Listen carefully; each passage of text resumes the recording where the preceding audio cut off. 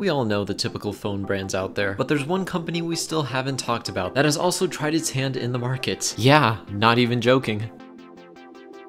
Did you know that Facebook actually made a phone? Well, today, in the words of Zuckerberg about to open up your profile, let's dive in. The early 2010s was a time of war for companies looking to hop on the smartphone trend. Today, it feels like we have mainly 5 big brands to choose from. But back in the day, sort of like with video game consoles, there were like loads of companies trying this out. Some of which included LG, Microsoft, Sony, and HTC. HTC for this story is going to be vital because they're the ones who actually made the phone. Also back in the early 2010s, Facebook was cool and everyone was using it, MySpace was dying off, and the only competition they really had was Twitter, Reddit, and Tumblr, but they weren't that much of a threat, so Facebook was basically the biggest thing. By some miracle, HTC and Facebook would team up and release a phone called the HTC Status, a phone which had a dedicated Facebook button. This would allow you to easily access your Facebook feed faster. It shipped with Android 2.3 Gingerbread and still had the keypad. It went for around $50 with a 2-year contract, which was standard for all smartphones at the time. Needless to say, the phone bombed with some tech critics. Its biggest criticism was the software, and how it felt really gimmicky because the only thing that stood out about this phone was that it had a Facebook button, which didn't really make any sense because you could just access Facebook from the apps. Engadget called the phone's battery insulting. But this phone wasn't the last of the Facebook phones. In fact, this was to a degree a prequel to the real Facebook phone, the one you'll actually see in search results. This is the Facebook phone. It runs a custom Android software called Facebook Home. Once again, it was a partnership between Facebook and HTC. Of course, now the touchscreen smartphone which runs Facebook software was trying to be a little bit more aggressive in the market. David Fisher, the then VP of Business and Marketing Partnerships at Facebook, said, quote, "Mark said we need to think about maybe putting mobile first and being a mobile first company," which is a really weird quote to reflect on. I mean, till this day, Meta is still trying to be a hardware company, but outside of Oculus, it really hasn't had that much success. But I digress. The home screen is literally your Facebook feed. It's honestly set up like how you view stories now. You can easily swipe on to the next post and see this brief, minimal,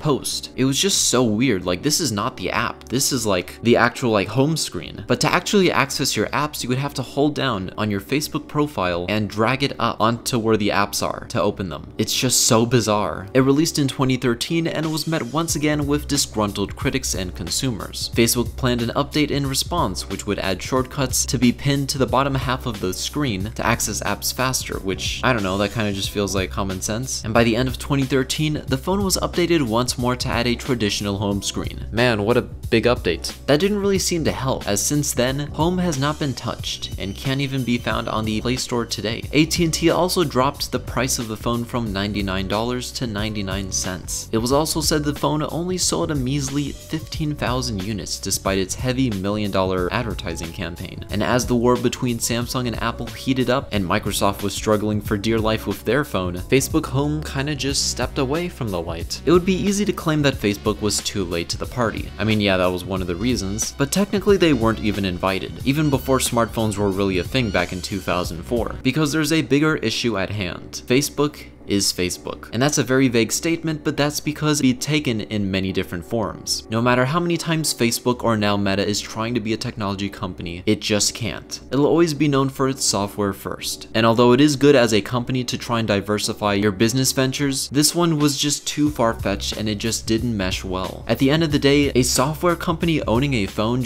it doesn't seem to correlate or translate that well. It would be like if Microsoft got into the stove business. Like, yeah, you guys make food, but is branding your own ovens, does that make sense? And secondly, of course, around 2012 to 2013 was not the best time to get into the smartphone game when criticism already began to grow about the privacy and selling people's information discussions that were going on with Facebook. Nowadays, that thing plagues the company terribly. Amazon's route with Alexa worked a lot better because the hardware was complementing the software. You were able to order things, make a list of things that you needed, and of course do the other, typical personal assistant stuff. And that was hardware that was successful for Amazon to do. I mean, their phone didn't work out either because it doesn't translate well. Every company has an experience that they're going to deliver to you, and there are times when you can translate that experience to another product seamlessly, even if that product has nothing to do with the original thing that it was doing. But sometimes some things are just a little too daring, and the Facebook phone just didn't make any sense and it didn't work for Facebook because it's Facebook. So thank you guys for watching, and I will see you in the next one.